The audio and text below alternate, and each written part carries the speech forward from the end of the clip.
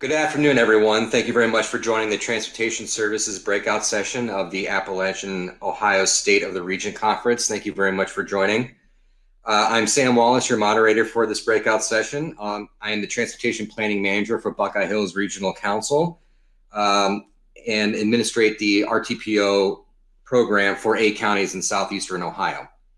We have 2 great presentations for you today. I can attest are very successful programs. First up, we have the GoBus presentation by Rudi Beutner, and the second, we have Mid-Ohio Mobility Solutions by Andrea Dupler. Before we get started, I want to go over how we're going to handle Q&A for this breakout session. A Q&A session will begin at the end of each presentation, and once those are finished, we'll begin the Q&A session, but you can feel free to add or post any questions within the chat tab of the software that we're using. And then I'll run through each question during the Q&A session. So if we have that all covered, I'll go ahead and get us started with introductions for our first presentation today of the GoBus program. The presenter is Randy Beutner. Randy serves as a manager of GoBus, which is Ohio's federally funded intercity bus program administered by Hocking Athens Perry Community Action, otherwise known as HAPCAP. In that role, Rudi is responsible for ongoing program compliance and outreach to address the transportation needs of communities throughout Ohio. Some other background is that after graduating from the University of Louisiana at Monroe, Rudi moved back to his hometown of Athens, Ohio, and spent 2 years as an AmeriCorps member, gaining great appreciation for the positive impact of nonprofit programs in regional development. So with that, I'll pass it over to Rudi for his presentation. Thank you very much for your time. No problem. So, GoBus is Ohio's intercity bus service. We've been operating for more than 10 years, and I'd love to tell you more about it. So let me tell you about the history, some of the partnerships, the original 2 routes that started us off, and our current 5 routes. So many people don't realize this, but GoBus is operated under HAPCAP, which is Hocking Athens Perry Community Action. They work to alleviate the hardships of poverty. So the Federal Transit Administration, they administer something called 5311 funding, which is rural intercity bus funding. And ODOT, the Ohio Department of Transportation, cannot directly administer those funds. So they would require a nonprofit or a community action, such as HAPCAP, to help administer it. So as a nonprofit grant-funded rural intercity bus service, we connect rural communities to urban centers in a safe and affordable manner. On our 56 passenger buses, we have Wi-Fi on board, there's an outlet at every seat, public transit is eco-friendly, and it's a convenient way to travel. So why is there a need for a grant-funded intercity bus program? Isn't there private companies that fill that gap? Well, there was.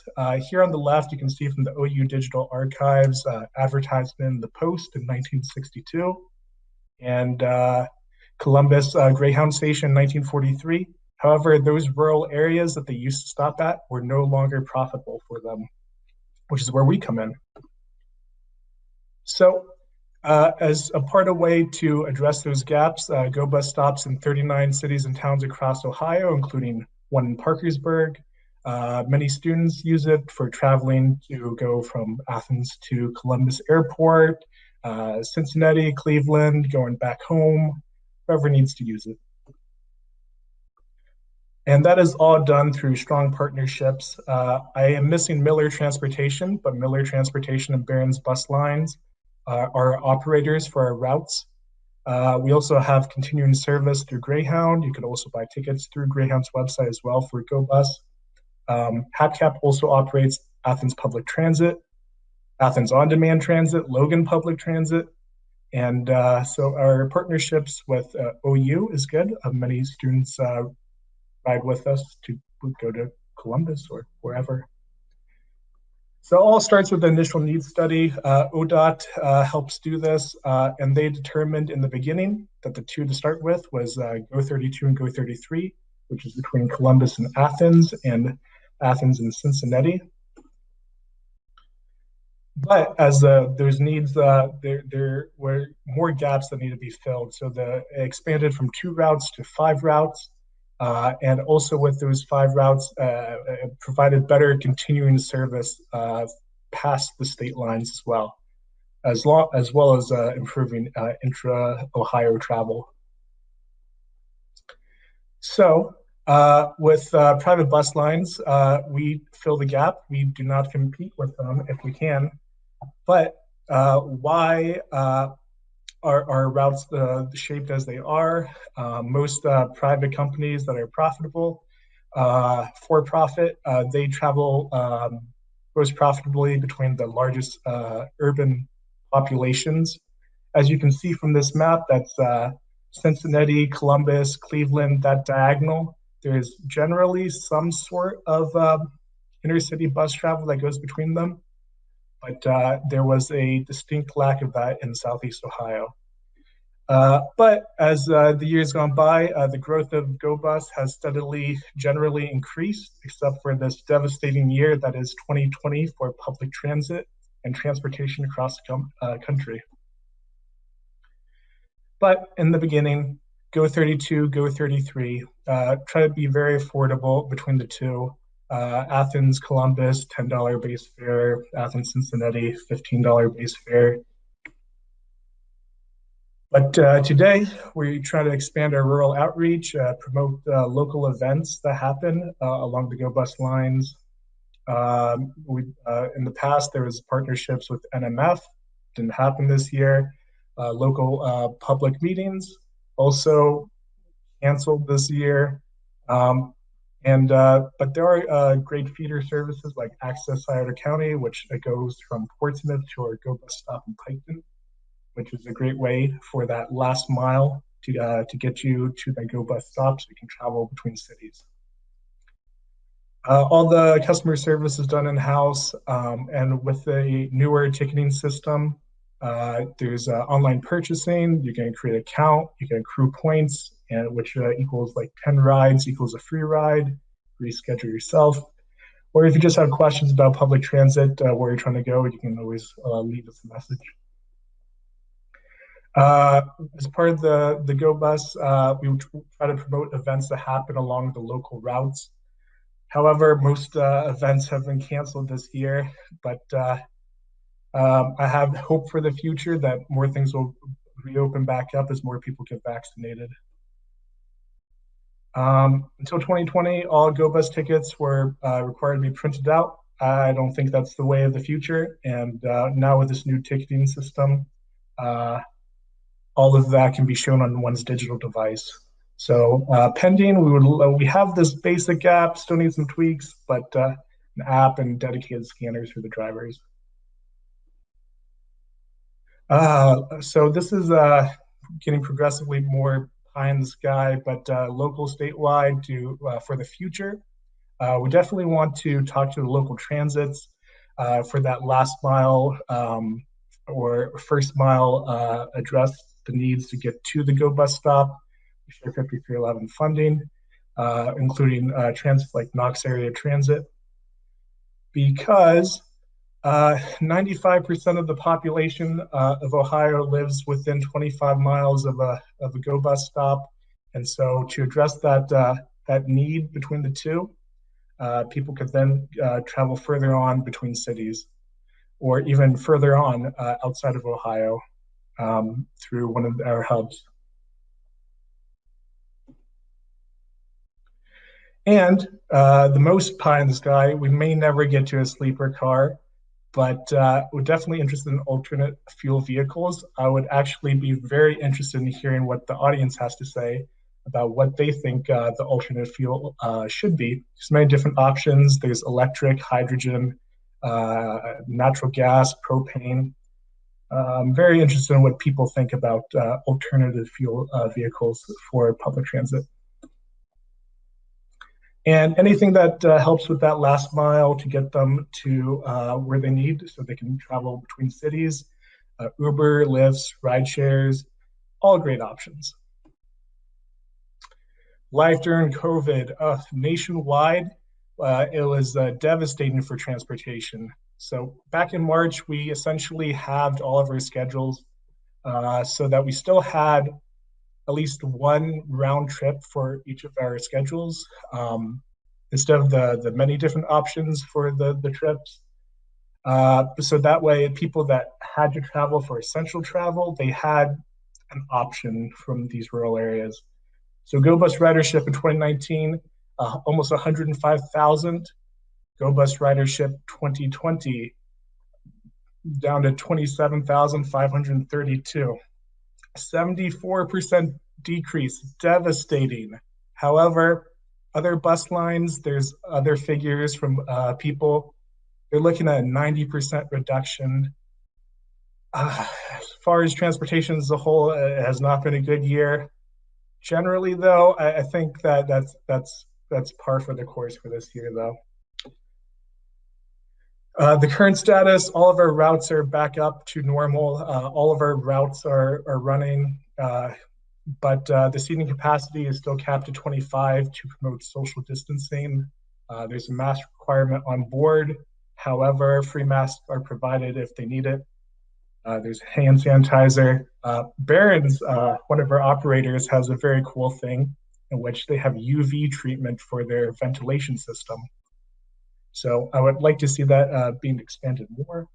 And still, I would say it's best to have essential travel as the emphasis for the reason for traveling. That's my presentation. I'd be happy to answer any questions how I can. And that's my contact info if you ever want to reach out. Thanks.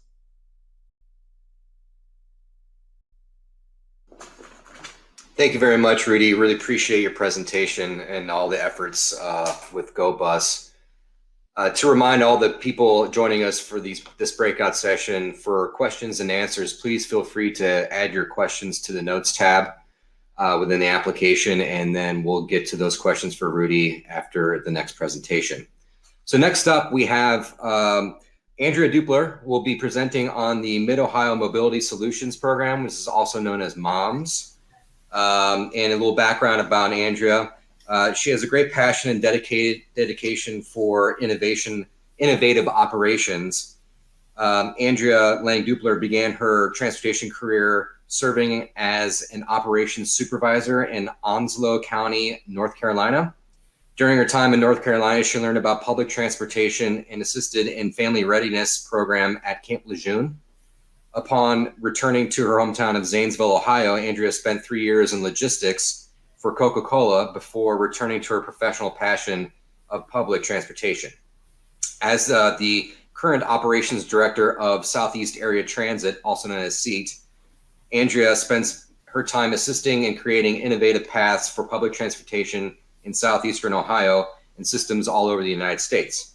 Andrea thrives in community groups geared around bringing access and transportation to citizens. That operational drive has resulted in increased demand response ridership by 107% over the past 3 years. In her spare time, you will find Andrea at local baseball fields, basketball courts, and youth football fields with her 2 kids. So with the background out of the way, I'll pass it to you, Andrea, and thank you very much for joining us today. Thanks, Sam. Good morning, good afternoon, everyone. I just want to walk with you a little bit through Mid-Ohio Mobility Solutions and the last few years of the project that we have started here. So if you could walk with me and imagine a world where traveling to a neighboring county using a taxi cab or public transportation cost you $40 each way, or imagine trying to gather up funds to get to a medical appointment multiple counties away that could cost you hundreds of dollars. Believe it or not, even though well-rounded transportation systems are here locally, these barriers are still very real. Mobility Solutions Call Center is a regional call center in the Omega District of Ohio that acts as a one-stop shop transportation call center.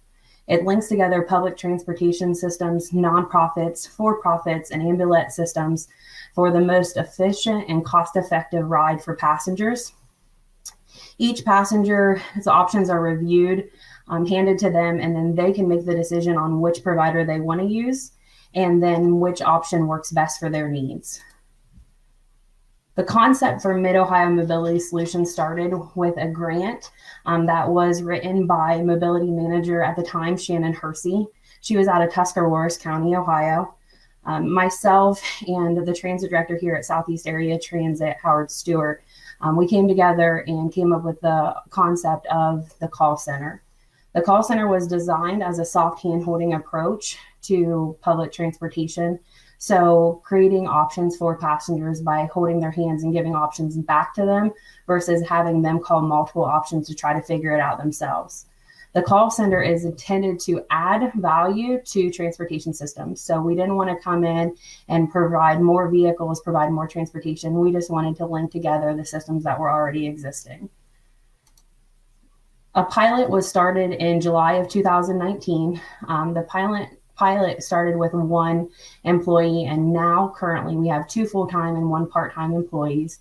We utilize CTS TripMaster technology, which in the Omega region, the majority of the systems do have CTS TripMaster, so we're able to link in through the different systems and the technology streams. The call center in 2020, even with COVID, was able to help 572 different clients linked to transportation. And those clients were out of the 10-county Omega region, as well as multiple other counties across Ohio. Our main goals for Mid-Ohio Mobility Solutions Mobility Call Center is to bridge the gaps in transportation. So we found a lot of times, especially working in public transit, that people needed to have a ride, but the public transit couldn't fit both rounds of their trip in, or people needed out-of-county transportation and it just was too much to be provided by one system. So we wanted to bridge the gaps. We wanted to move more towards ODOT's vision of a regional approach. We wanted to create better cost options for long distance trips. And then we wanted to share trips when possible between providers, allowing for public transit systems and for-profits and nonprofits to stay locally within the counties that they reside in, and then share with other county providers as they move into other counties. The process of the call center is very simple for a passenger or a resident of any county. They just need to call the call center. Once they call the call center and identify what the needs are that they need, the call center representative goes to the county that they reside in and makes phone calls to the providers that's available.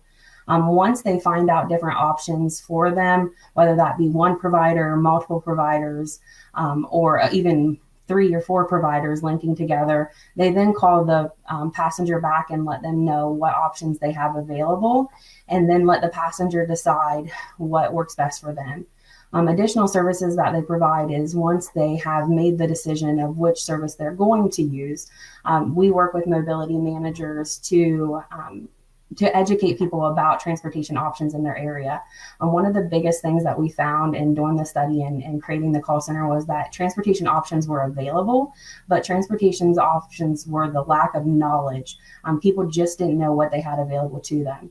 Then, of course, after the ride's completed, we follow up with the passenger to find out how the coordination went, how successful things were, and then give the feedback back to the providers if there's any negative or positive feedback that the passenger has. From there, we have had multiple success stories. Some of the greatest success stories, those are that we have, of course, been in the 10-county region, Omega region that we talked about, which is Belmont, Carroll, Columbiana, Coshocton, Guernsey, Holmes, Harrison, and Jefferson, Muskingum, and Tuscarawas County, as well as Morgan, Perry, Noble, Stark, and Licking counties. So we've had over 15 counties that passengers have heard about us to able to call us and gather information. Another great thing that I think is a huge positive for us is that we are able to link providers with other resources. So sometimes transportation is a barrier because the person has a mobility device and they don't have a wheelchair ramp available at their house. When those people call us, we're able to link with local United Ways and Kiwanis clubs, nonprofit agencies to help build those wheelchair ramps. And we've been successful in building multiple wheelchair ramps, or helping find funds to build multiple wheelchair ramps, even move wheelchair ramps when we have passengers move from one location to the other. So that's huge. We've also been able to assist in finding the mobility devices by working with local area aging agencies and nonprofits to find them things such as canes or walkers, even wheelchairs. So that's been very successful, and another avenue that sometimes public transit providers or those for-profits and nonprofits don't have time to work on little things like that. Another link is that we're able to cut costs for the individuals. One success story we had with that was we had a lady living in one county whose husband had dementia and had to move to an assisted living facility in another county. Using her public transit provider was going to cost her $20 each way, and she wanted to go 3 times a week. So that was going to be pretty costly for her. She was on a limited income and didn't have any family in the area. So we were able to have 2 public transit providers meet at the county line, taking her trip from $20 one way to $2 each way. So she was extremely happy. We were so grateful that she was able to go visit her husband on a regular basis. And she was very happy with the service and the coordination that happened between the 2 systems. The last thing is we were able to link with other providers.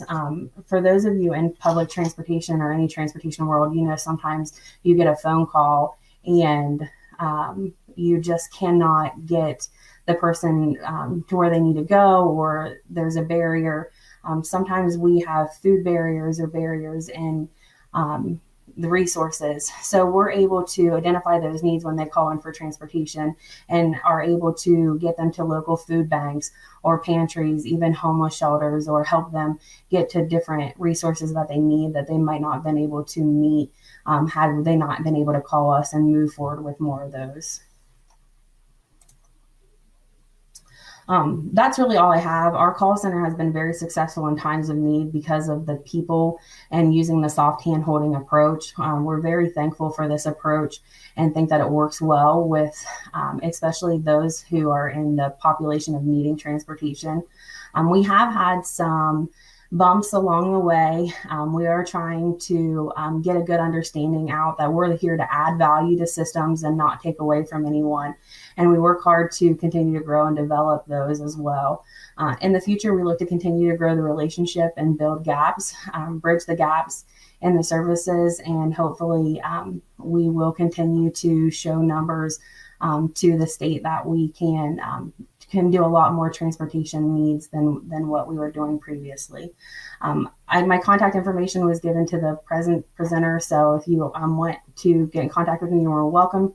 I apologize for not putting it up on a slide, but my email and number are available through this conference. And Sam, back to you. Thank you very much, Andrea. That was great. I really appreciate your time today.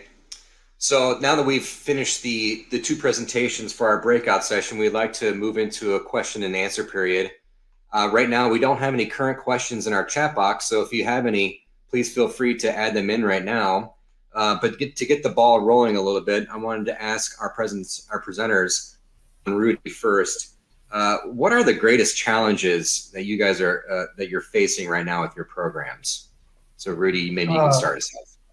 I would say the greatest challenge right now is dealing with the COVID situation. There's so many people that are not traveling, and it's hard to balance whether or not that's a good thing or not. Initially, there was this shutdown in which people, it was a big emphasis on essential travel. However, I feel like that wasn't implemented. It didn't really stop the curve, and it's been a year and a half. And so at what point do you say, things should be, at what point do people have the confidence to travel again between different areas for both recreation and not so much for anything that's essential for them to travel to? I can definitely appreciate that. I can echo that with all the transportation service providers that Buckeye Hills works with in our region as well. Have you seen a slight uptick recently as vaccinations have been getting out and things have been loosening up? So I've seen the first quarter for 2021, and I would say the uptick would be very slight. But I am very hopeful for the future as more people get vaccinated. I just got mine last weekend, my second one. I concur. I just got mine a couple weeks back as well. So fingers crossed that we start to get some more ridership as we move into the summer. But I'll pass the same question to Andrea as well. What are some of the challenges that you're dealing with the MOMS program? I really think, I mean, I agree with Rudi. The challenges of COVID are a huge impact. What we're seeing the impact on is financial impact of passengers. So people are able to pay, but not as much as what they had paid before. Maybe they're unemployed or they're looking for a job. So we get a lot more questions on, is there any financial assistance available for me for transportation? I really think that that's the biggest barrier. We've had to reach out to a lot of nonprofits and for-profits in the area and ask, would they be willing to sponsor a ride or help out with community funds for rides for those that are just down on their luck because of COVID. How's that been working out? Have you been getting people that are willing to contribute to that effort? Yeah, financially, sometimes we have a difficult time just because everyone seems to be in the same predicament at this point. We have had a lot of volunteers from for-profit companies able to assist with moving wheelchair ramps and doing tasks for people versus monetary donations.